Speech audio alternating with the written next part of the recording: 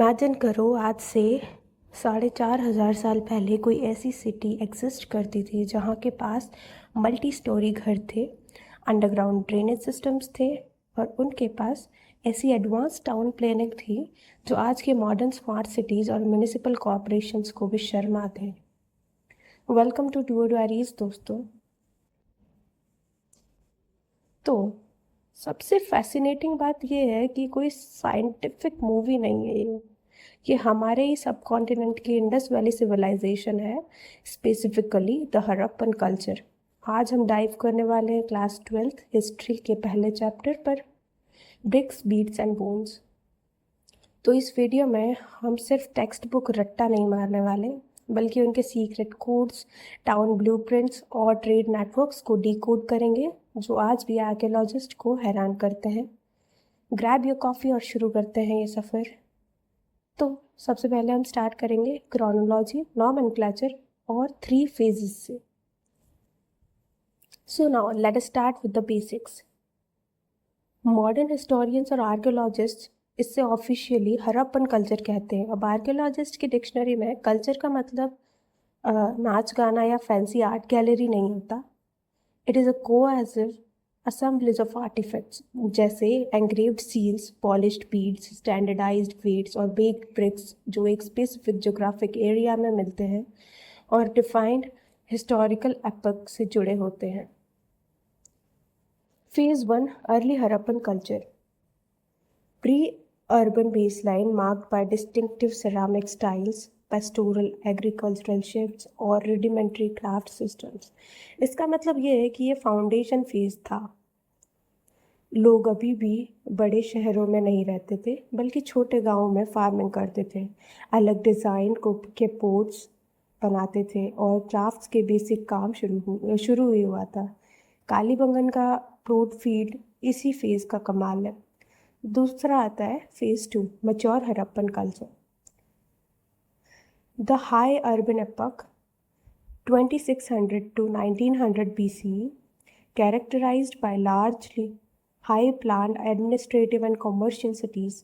ये वो golden time है जिसका सबसे ज़्यादा ज़ोर शोर है।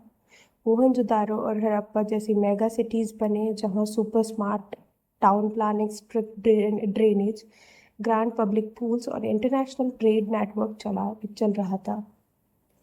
Now comes phase 3 late Harappan culture. This is the post-urban structural phase characterized by technological fragmentation, localized rural resettlement, and the collapse of inter-regional trade loops। मतलब पिक्चर का सैड एंडिंग, बड़े शहर खाली होने लगे, लोग वापस छोटे गांवों में शिफ्ट हो गए, रूरल रीसेटलमेंट भी जिसे कहा जाता है, टेक्नोलॉजी टूटने लग गई, फ्रेगमेंटेशन हो गया और लंबी दूरी का ट्रेड खत्म हो गया। अब हम बात करते हैं Harappa.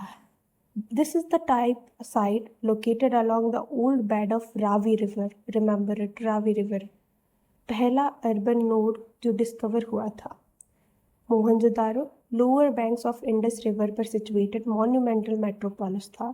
Short away northern Afghanistan में डिस्टेंट ट्रेडिंग आउटपोर्ट्स लैपिस lazuli जैसे मिनरल एक्सट्रैक्शंस के लिए क्रिटिकल था। धोलावीरा और लोथल जो कि गुजरात के मेजर कोस्टल और वाटर मैनेजमेंट पावर हाउस थे। अब आते हैं हम हमारे नेक्स्ट टॉपिक पर, that is subsistence strategies and agrarian economy. Economy के बिना तो कोई भी टॉपिक डेफिनेटली इनकम्प्लीट रहता है। तो अच्छा सोचो, इतनी बड़ी अर्बन पॉपुलेशन को खाना कैसे मिलता था? ये लोग सिर्फ शिखर पे थोड़ी डिपेंड करते होंगे। आर्कियोबॉटनिस्ट जो एंशियंट प्लांट रिमेन्स पढ़ते हैं, उन्होंने बताया कि इनकी डाइट कितनी रिच और डाइवर्सिफाइड थी। वीट, बार्ले, लेंटिल्स, चिकपीस और सीसम के चार्ड ग्रेन्स मिले हैं। गुजरात के मैरीटाइम साइट्स पर मिलेट्स भी मिलते हैं, लेकिन राइस काफ़ी रेयर और स्पार्स था। और एनिमल बोन्स फॉनल एनालिसिस से पता चलता है कि ये लोग कैटल, शीप्स, गोट्स, बफेलोज और पिग्स डोमेस्टिकेट करते थे। सोचो कितना ज़्यादा डेवलप्ड रहा होगा। वाइल्ड एनिमल्स जैसे कि वाइल्ड बोर, डियर और घड़ियाल का भी मेंशन मिलता है। पर सबसे कूल पार्ट क्या है? Agrarian technology. Agrarian and farming technology का हम चलो अब ब्रेक डाउन करते हैं। टेराकोटा प्लोज, चौलिस्तान और बनावली से मिट्टी के छोटे टॉय प्लोज मिलते हैं, मतलब बचपन से ही खेती की training. Kalibangan ploughed fields, the grid layout features two intersecting sets of furrows crossing at right angles. Proper right angles पर ये लोग क्रॉस करते थे इनकी ploughed fields, demonstrating the simultaneous cultivation of two distinct crops on the same field block। मतलब ये एक ही land पर दो या दो से ज़्यादा क्रॉप्स को प्लो कर देते थे। किससे? 90 डिग्री राइट एंगल्स पर ये लोग मतलब प्लो करते थे। एक साइड को एक क्रॉप लगाते थे और दूसरी साइड दूसरी। राजस्थान के कालीबंगन में एकदम 10 on 10 डिस्कवरी हुई। एक ही खेत में 90 डिग्री एंगल पर लाइन खींच कर दो अलग अलग फसलें जैसे सरसों और चना एक साथ उगाना, अल्टीमेट देसी फार्मिंग हैक। अब आते हैं इरिगेशन इंफ्रास्ट्रक्चर। अफगानिस्तान के शॉर्टवे में स्टोन लाइंड कैनल्स थे। पंजाब और सिंध में वेल इरिगेटेड होती थी क्योंकि नहर जो कैनल्स होते हैं सिल्ट अप हो जाती थी। और धोलावीरा के मॉन्यूमेंटल वाटर रिजर्व्स जो पानी बचाने का मास्टर क्लास थे। नेक्स्ट टॉपिक अब हम चलते हैं द एडवांस्ड आर्किटेक्चरल ब्लूप्रिंट। अब चलते हैं इनके मास्टरपीस पर। मोहनजोदारो इस अर्बन प्लानिंग का अपेक्स देखो। पूरी सेटलमेंट दो मेन जोन्स में डिवाइडेड थी, सिटाडल अपर जोन और द लोअर टाउन। सिटाडल जो था वो वेस्ट साइड में होता था, लोअर टाउन जो था तो ईस्ट साइड में होता था। सिटाडल थोड़ा छोटा था पर हाइट में ऊंचा था क्योंकि वहाँ मॉन्यूमेंटल मड ब्रिक प्लेटफॉर्म पर एडमिनिस्ट्रेटिव स्ट्रक्चर्स और पब्लिक आर्किटेक्चर थी जो इससे लोअर टाउन से आइसोलेट करती थी।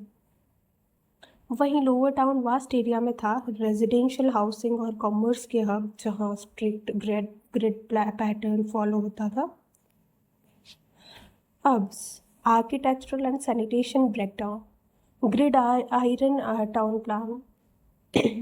रास्ते और गलियां एकदम स्ट्रेट 90 डिग्री एंगल्स पर क्रॉस करती थी। अभी तो टेढ़े मेढ़े रास्ते भर दिए गए। पहले ड्रेनेज सिस्टम बनते थे, फिर उसके आसपास घर बनते थे। अभी पहले घर बन जाते हैं और ड्रेनेज सिस्टम का कोई अता पता ही नहीं है। यहाँ पर इधर उधर नाली कचरा कूड़ा यही सब फैला हुआ है। तो definitely that was much more better drainage system than today's time, we can say। Ultimate drainage system, हर घर की एक दीवार स्ट्रीट लाइन से मिलती थी ताकि waste water directly civic arterial drains में जाए। Covered drains with removable bricks slabs that थे ताकि क्लीनिंग आसानी से हो सके। सोचो 4,500 साल पहले इतनी सैनिटेशन अवेयरनेस। अब करते हैं बात द ग्रेट बाथ की। ये एक large rectangular pool enclosed with a columned courtyard. The tank was rendered watertight by applying a thick layer of natural bitumen and gypsum mortar over finely fitted brick layers। एक बड़ी rectangular pool जिसको चारों तरफ से columns थे और पानी leak ना हो इसलिए ब्रिक्स से ऊपर बिटुमेन और जिप्सम का वाटरप्रूफ कोट लगाया गया था। ट्विन स्टेयरकेस और मैसिव ड्रेन्स भी थे। Private spaces and fields, central open air courtyard surrounded by rooms for cooking and weaving. Privacy का ये आलम था कि ग्राउंड फ्लोर की दीवारों पर गली की तरफ से कोई खिड़की नहीं होती थी और अकेले मोहनजोदारो में लगभग 700 ब्रिक लाइन वेल्स थे। Socio-economic stratification was in the Harappan society. Archaeologists examined the mortuary evidence and the spatial distribution of status by looking at the items that were found.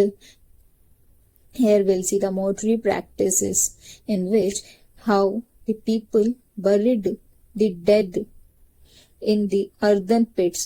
They made a small pit in which they buried the dead person.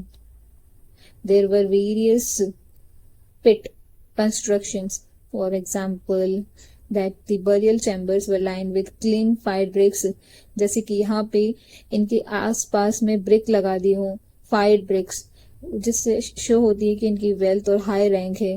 Graves में quantities of utilitarian pottery और personal ornaments भी मिले हैं जो बताते हैं कि believe करते हैं आफ्टर लाइफ में, मतलब कि ना डेथ के बाद वापस इंसान की दूसरी जिंदगी चालू होती है. और excavations with Harappan cemetery reveal an allied burial buried containing 3 polished jasper beads. Means in the male bury we found there were polished jasper beads, and there were also hundreds of micro beads. Copper mirrors were the most common ones that are found around the dead. Next comes the artifact classifications. There were two types of goods used. First, the utilitarian and luxury goods. The utilitarian goods were the goods that were used in everyday usage. They were manufactured easily from local clay or stone like querns, plain pottery, needles, clay scrapers. These were the items. They were used across all residential zones. ये ऐसे items थे जो आसानी से लोगों को मिल जाते थे और हर घर में अवेलेबल थे. लग्जरी आर्टिफैक्ट्स बहुत हाईली प्राइज्ड आइटम्स थे. ये एक्सोटिक मटेरियल से बनते थे और इनकी कॉम्प्लेक्स टेक्नोलॉजी यूज होती थी मैन्युफैक्चरिंग में. मिनिएचर पोर्ट्स जो कि फैंस के बने थे, कि गुड एग्जांपल है इसका, जो बहुत कम मिलते थे. ये बहुत रेयर थे और डिफिकल्ट थे बनने में. कोई भी ऐसे आसानी से इनको अपने घर में नहीं रख पाता था, सिर्फ वेल्दी लोग ही रख पाते थे. The luxury items exclusively in large capital centers like Mohenjodaro और हड़प्पा में ही ये मिले थे. स्मॉल सेटलमेंट्स में इनके कोई वो मिले नहीं थे अवशेष, जैसे कि कालीबंगन में इसका कोई अता पता नहीं था. प्रीशियस मेटल्स जैसे कि गोल्ड अंदर छुपा के रखे जाते थे स्टोरेज होर्ड्स में. So here comes the next topic, craft specialization and production networks. In this we'll see how different kinds of craft products were produced and made. The major site was Chanu Daro, which was the industrial craft production center. Here it's a tiny settlement that is less than 5 hectares. It mainly produced beads, cut shells, worked metal, carved seals and shaped weights.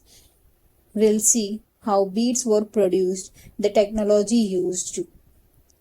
So here comes the semi-precious stones like carnelian, jasper, crystal, quartz.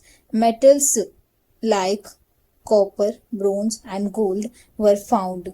The synthesized materials include faience, steatite and terracotta.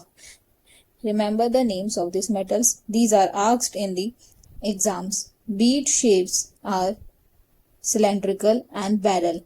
The beads that were found were of cylindrical shape and some were barrel shaped. Barrel shaped means cut from the ends or empty inside.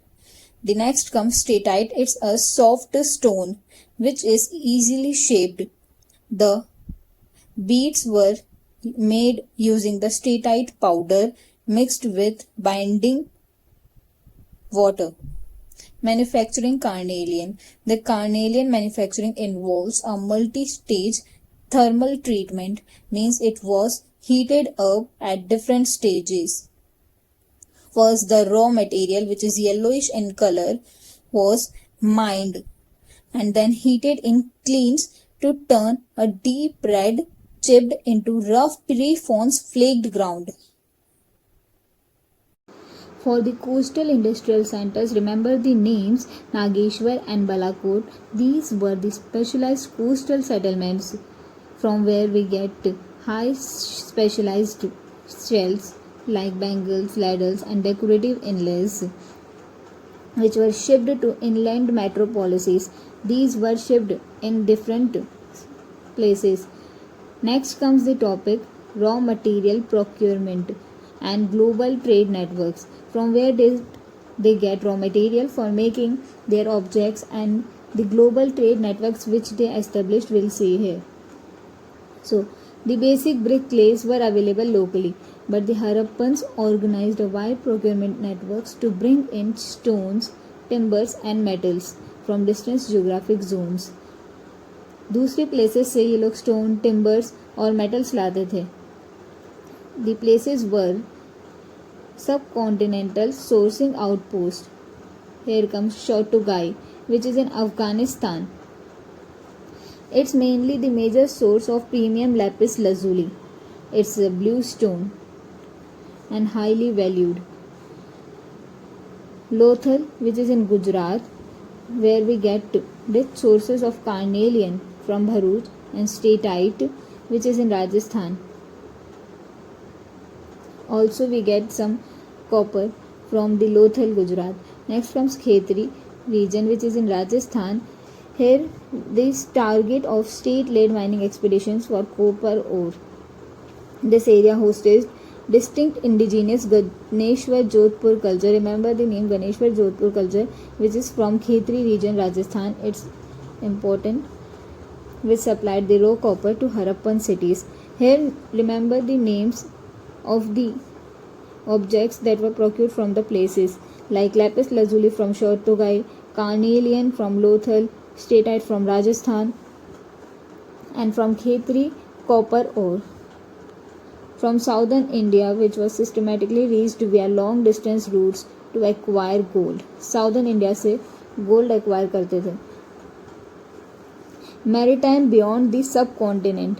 Through sea, what were the trade routes? According to the chemical testing of Harappan bronze artifacts, the artifacts of Harappan that were made of bronze reveals the traces of nickels. Harappan artefacts से निकल के traces मिलते हैं जो कि match करते हैं copper deposit से, जो कि ओमान में मिलते हैं. This shows that there was a trade relation with Oman also. जो हरप्पन के स्टोरेज जार्स थे वो क्ले की थिक लेयर से कोटेड थे. वो एक्सकवेट हुए ओमानी साइट से. Likely exchange directly for raw material. In jars में लाइकली रॉ मटेरियल्स एक्सचेंज हुआ करते थे. मेसोपोटामियन क्यूनिफॉर्म टेक्स्ट, जो कि 3rd millennium BCE record trade contact करता है, जो कि 3 डिस्टिंक्ट इकोनॉमिक रीजन्स के बारे में बताता है, which are Dilmun, Magan and Meluhha. Dilmun is associated with the island trade nodes of modern Bahrain. Magan is associated with copper producing mountain ranges of Oman, and Mehlua is an official name for Indus region, described in text as land of seafarers exporting. It's described as a land of seafarers जो export करते हैं carnelian, lapis lazuli, gold and fine woods. Here the topic is completed. The next topic is administrative tools, seals, scripts and weights. The Harappan trade required standardized tools for tracking shipments and verifying ownership and calculating value. जो Harappan trade होता था उसके लिए standardised tools का use किया जाता था ताकि हम शिपमेंट को ट्रैक कर सकें, ओनरशिप वेरीफाई कर सकें कि कौन था ओनर, और कैलकुलेट कर सकें कि इसकी क्या वैल्यू है. Seals and sealings. Seals secure long distance cargo shipments. The clay pack seals were placed directly over tied nodes of trade bags. जब ट्रेड बैग्स शिप करते थे दूसरे प्लेस के लिए तो वहाँ पे क्ले पैक सील्स का यूज़ किया जाता था.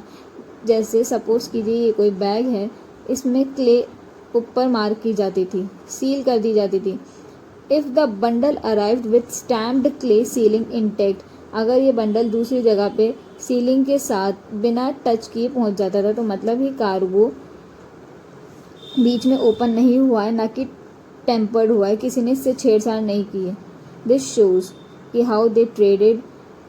The seal impression also identified sender's name और लीनेज. जो सील है उससे हमें सेंडर के नेम और लीनेज के बारे में पता चलता है कि वो किस फैमिली का था और उसका क्या नाम था जिसने ये भेजा है. Next comes the undeciphered script. Harappan inscriptions contain brief lines of text accompanying animal motifs. Harappan inscriptions में एनिमल मोटिव्स का यूज़ किया जाता था. जो सबसे लॉन्गेस्ट इंस्क्रिप्शन है उसमें 26 कैरेक्टर्स हैं. Remember 26 characters in the longest inscription. इस स्क्रिप्ट में बिटवीन 375 टू 400 यूनिक साइंस का यूज़ होता था, जिससे हमें पता चलता है कि ये एक लॉन्गोग्राफिक है, ना कि alphabetical. The text was written from right to left. Text right to left लिखा जाता था। और ये कैसे पता चलता था? क्योंकि जब tight crowding of characters on the left side of surviving seals. Suppose कीजिए एक पेपर है, जब अपन लिखते हैं तो शुरू में बहुत दूर दूर लिखते हैं, मगर लास्ट में आ जाते हैं क्रैम्पिंग कर देते हैं, लेटर्स को पास कर देते हैं। इससे पता चलता है कि हमने यहाँ से शुरू करा था और यहाँ पे ख़त्म कर रहे हैं।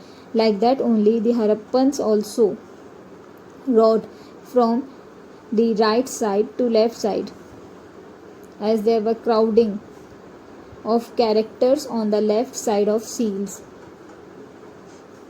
Writing appears on copper tools, jar rims, bone rods and monumental wooden signboard of Dholavira.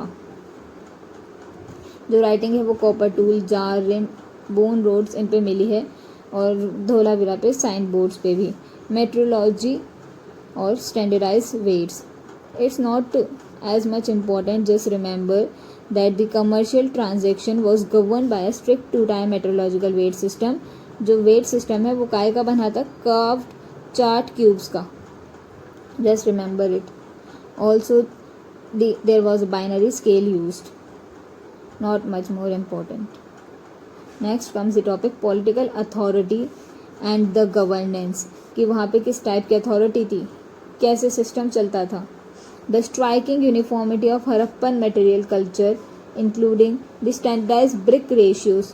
जो एक standardized brick ratio था वो था 4:2:1। Identical pottery profiles and uniform weights used across thousands of miles indicates a strong centralized decision making process। वहाँ पे same तरह की pottery profiles थी, यूनिफॉर्म वेट्स, मतलब हर जगह पे एक जैसे ही वेट्स यूज़ होते थे। 1000 माइल्स तक दूर दूर तक एक ही तरह का सिस्टम चल रहा था, जो कि शो करता है कि वहाँ पे एक सेंट्रलाइज्ड डिसीजन मेकिंग प्रोसेस था, एक सेंटर था जो सब कंट्रोल करता था। हिस्टोरियंस का इस चीज़ पे डिबेट चलता है कि वहाँ पे 3 models of political authority show करते हैं। या तो वहाँ पे मॉडल ए जो कि शो करता है एब्सोल्यूट इगैलिटेरियज्म, विच मीन्स कि वहाँ पे कोई रूलर्स नहीं थे, सेंट्रल रूलर्स नहीं थे, सारे citizens equal socio economic status enjoy करते थे। दूसरा मॉडल शो करता है कि वहाँ पे मल्टी सेंट्रिक पॉलिटिक्स थी, मीन्स कि ना रीजन स्प्लिट था इंडिपेंडेंट सिटी स्टेट्स में। वहाँ पे जैसे कि मोहनजोदारो, हड़प्पा और लोथल ऑपरेटिंग सेंटर्स थे, जो कि छोटे छोटे रीजन्स पे कंट्रोल करते थे, operating under separate regional rulers. Next comes the model C, unitary state. इसमें क्या था कि एक single high integrated imperial state है जो कि यूनिफॉर्मिटी पे बेस्ड है आर्टिफैक्ट्स के। यहाँ पे प्लान सिटीज़ थी, कोऑर्डिनेटेड ट्रेड नेटवर्क्स थी। ये सबसे ज़्यादा मैच करता है आर्कियोलॉजिकल एविडेंस के according. Remember this 3 models for the political authority of Harappan civilisation. अपने नेक्स्ट टॉपिक पर deurbanisation and the late Harappan collapse. So हर चीज़ की डेफिनेटली एक एंडिंग होती ही है, तो यहाँ हम आ गए अपने हड़प्पन सिविलाइजेशन के एंड पर। अब एंड के लिए बहुत वेरियस थ्योरीज दी गई है अपने को, तो चलो इसको आगे बढ़ते हैं।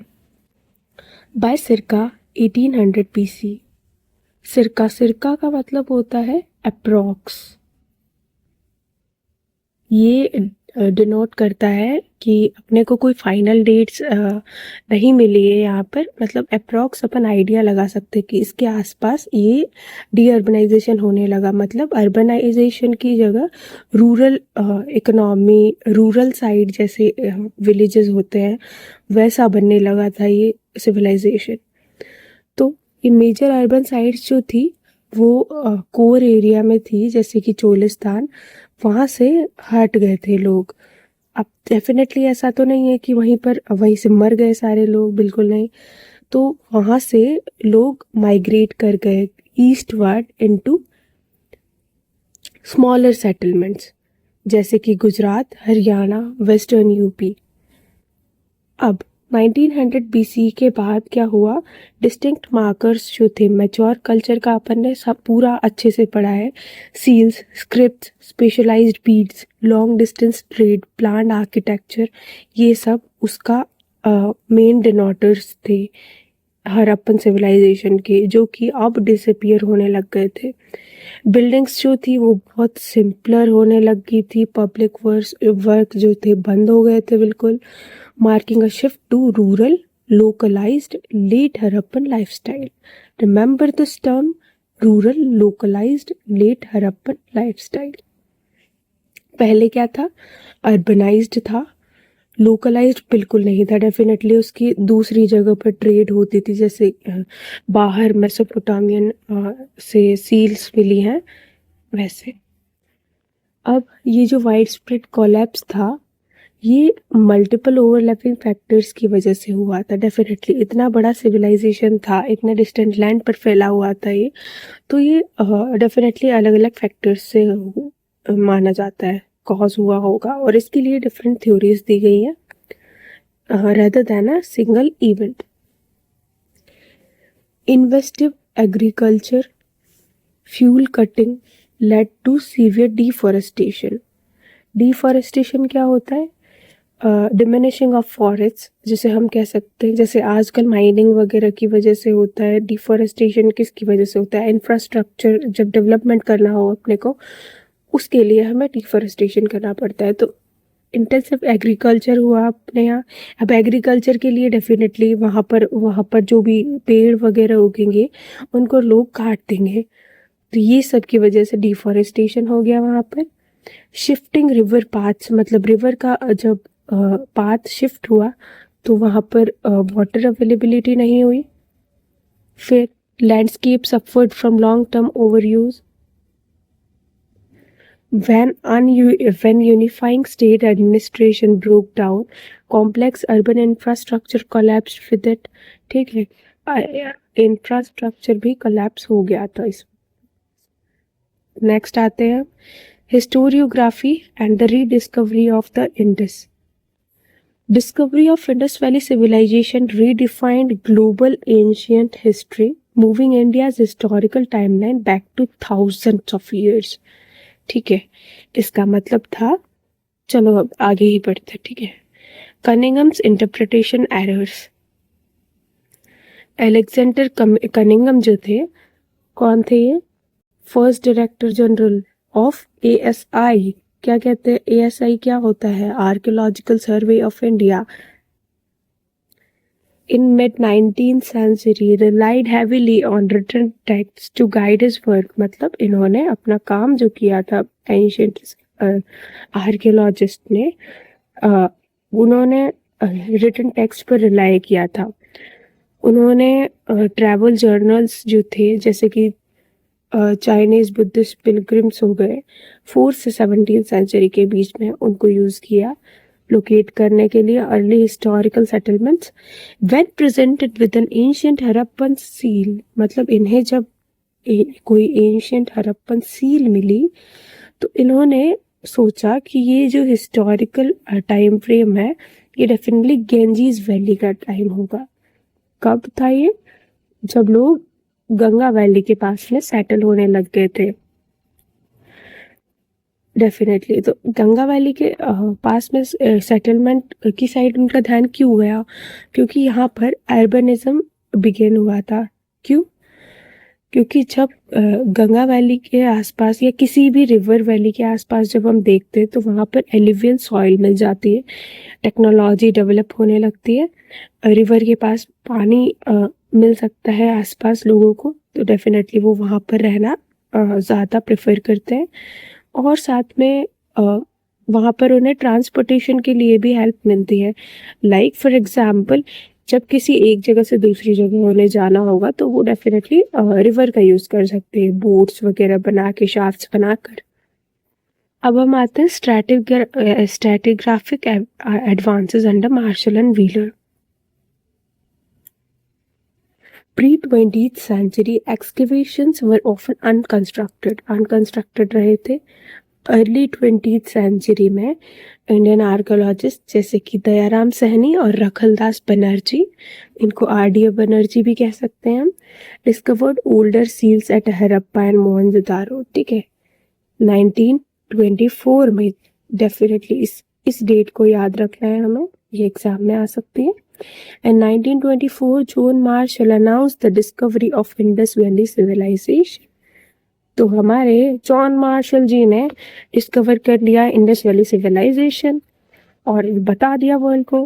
However Marshall excavated along horizontal units. तो अब देखो हॉरिजॉन्टल यूनिट्स और वर्टिकल यूनिट्स, मतलब ये दो टाइप का एक्सकेवेशन होता है। इमेजिन करो लैंड को एक केक की लेयर की तरह, जैसे केक के डिफरेंट लेयर्स होते हैं और फिर कैंडल होती है, कैंडल हटा दो, ठीक है, अभी तुम्हें केक नहीं बनाना है, तो ये डिफरेंट लेयर्स बना दिए हमने। इस तरह से ऑर्गेनाइज्ड होता है लैंड।